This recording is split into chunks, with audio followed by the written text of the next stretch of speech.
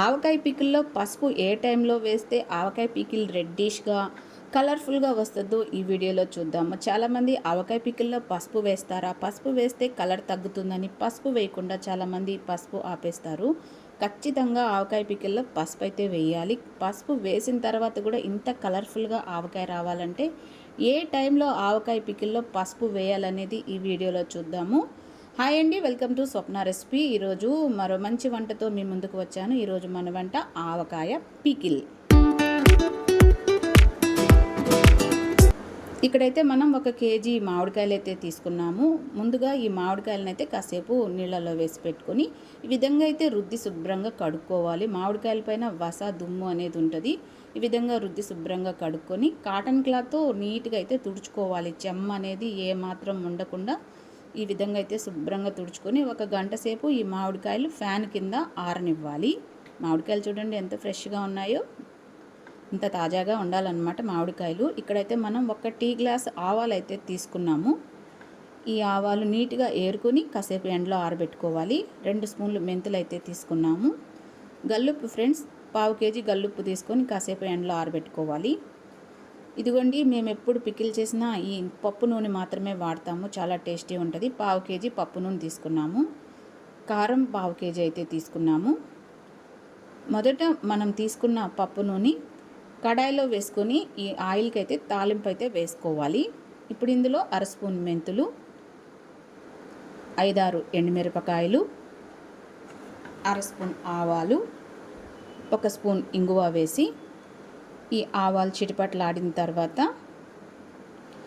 ఈ ఆయిల్ అయితే స్టవ్ మీద నుంచి దించి పక్కన పెట్టేసి ఈ ఆయిల్ అయితే బాగా చల్లారనివ్వాలి. తర్వాత మనం తీసుకున్న 2 స్పూన్ల మెంతులు డ్రై రోస్ట్ అయితే చేసుకోవాలి. ఈ విధంగా చిన్న మంట పెట్టుకుని మెంతులు దోరగా అయితే వేయించుకోవాలి. ఇప్పుడైతే ఈ మెంతులు వేగాయి. ఈ మాత్రం వేగితే సరిపోతుంది. వీటిని వేరొక ప్లేట్లో తీసి పక్కన పెట్టుకుందాము. ఇప్పుడు మనం తీసుకున్న టీ గ్లాస్ ఆవాలు డ్రై రోస్ట్ చేసుకుందాం. చిన్న మంట పెట్టుకుని ఈ ఆవాలు కూడా దోరగా అయితే వేయించుకోవాలి, మాడిపోకుండా. ఈ మాత్రం వేయించుకుంటే సరిపోతుంది. ఆవాలు చూడండి ఎలా వేగుతున్నాయో, చాలా కలర్ఫుల్గా వేగుతున్నాయి. ఇప్పుడు ఈ ఆవాలు కూడా ముందుగా మనం వేయించి పెట్టుకున్న మెంతుల్లో వేసేసుకొని ఒకసారి అయితే బాగా కలిపి ఈ ఆవాలు మెంతులు బాగా చల్లారనివ్వాలి. తర్వాత మనం తీసుకున్న గల్లుప్పు కాసేపు ఎండలో ఆరబెట్టి ఈ ఉప్పునైతే మిక్సీలో మెత్తగా పౌడర్ చేసుకోవాలి. రోట్లో కూడా దంచుకోవచ్చు, మనమైతే మిక్సీలో వేసుకుంటున్నాము. ఈ విధంగా ఉప్పుని మెత్తగా మిక్సీ చేసి పెట్టుకోవాలి. తర్వాత ముందుగా మనం వేయించి పెట్టుకున్న ఆవాలు మెంతులు మిక్సీలో బాగా మెత్తగా పొడి చేసి పెట్టుకోవాలి. ఈ విధంగా తర్వాత మామిడికాయలు గంట సేపు ఫ్యాన్ కింద ఆరనిచ్చి వీటినైతే ముక్కలు కట్ చేసుకోవాలి. ఇప్పుడు మనం టెంకతోటి ముక్కలు కట్ చేసుకోవటం లేదు, ఈ విధంగా అయితే ముక్కలు కట్ చేసుకుంటున్నాము.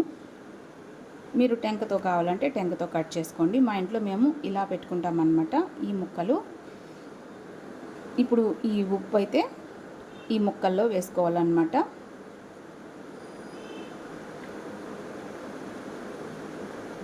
తర్వాత ఆవుపిండి మెంతిపిండి కూడా వేసుకోవాలి. కారం ఫ్రెండ్స్, పికిల్ కారం ఇది. ఎండుమిరపకాయలకి తొడిమలు వలిచేసి ఆడిచ్చిన కారం అన్నమాట. 1/2 కేజీ తీసుకున్నాము. ఈ కారం కూడా ఇందులో వేసుకోవాలి. ఇప్పుడు ఈ మామిడి ముక్కలకి కారం, ఉప్పు, మెంతిపిండి, ఆవుపిండి బాగా పట్టేలాగా ఇలాంటి గరిటె తీసుకొని కలపాలన్నమాట. ఇలాంటి గరిటెతో అయితే బాగా కలుస్తుంది. కింద నుంచి బాగా కలపాలి. ఈ విధంగా బాగా మిక్స్ చేసుకోవాలి. మామిడి ముక్కలకి ఉప్పు కారం బాగా పట్టేలాగా, ఉప్పు గడ్డలు లేకుండా నీట్గా అయితే కలుపుకోవాలి. ఇలా కలిపిన మామిడి ముక్కలకి ముందుగా మనం తాలింపు వేసి పెట్టుకున్న ఆయిల్ బాగా చల్లారనివ్వాలి. వేడిగా అస్సలు పోయకూడదు. బాగా చల్లారనిచ్చి ఈ ఆయిల్ అయితే ఈ మామిడి ముక్కల పైన వేసుకోవాలి.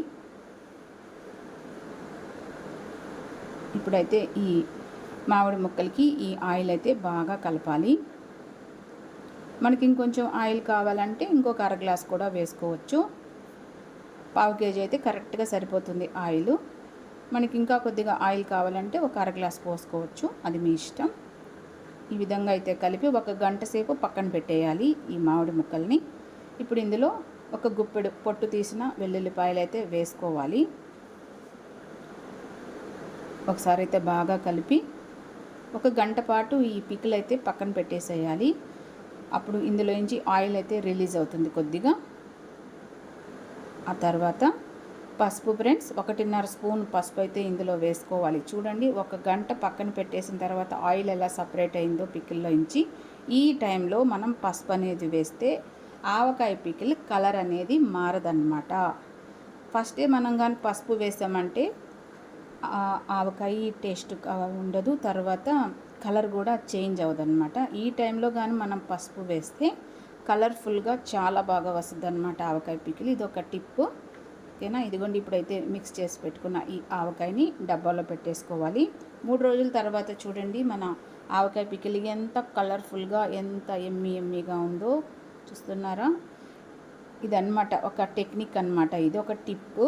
ఆవకాయ పికిల్లో ఎప్పుడు పసుపు వేయాలనేది చెప్పాను కదా, ఈ టైంలో పసుపు వేసుకుంటే ఇంత కలర్ఫుల్గా వస్తుంది అనమాట. చాలామంది పసుపు వేయడం మానేస్తున్నారు ఆవకాయ పికిల్లో. పసుపు వేస్తారా, పసుపు వేస్తే మాకు కలర్ఫుల్గా రావట్లేదు అంటారు కదా.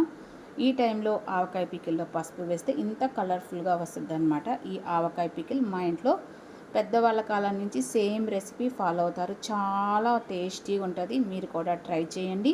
ఇదిగోండి, చూడండి ఎంత కలర్ఫుల్గా ఉందో మన ఆవకాయ పికిల్. అంతే ఫ్రెండ్స్, ఆవకాయ చేసుకోవడం చాలా సింపుల్, చాలా టేస్టీ ఉంటుంది. ఇలా తయారు చేసుకుంటే సంవత్సరం పాటు నిల్వ ఉంటుంది ఈ ఆవకాయ.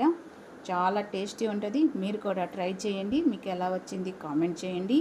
కొత్త వాళ్ళు ఎవరైనా ఛానల్ చూస్తుంటే సబ్స్క్రైబ్ చేసుకొని సపోర్ట్ చేయండి.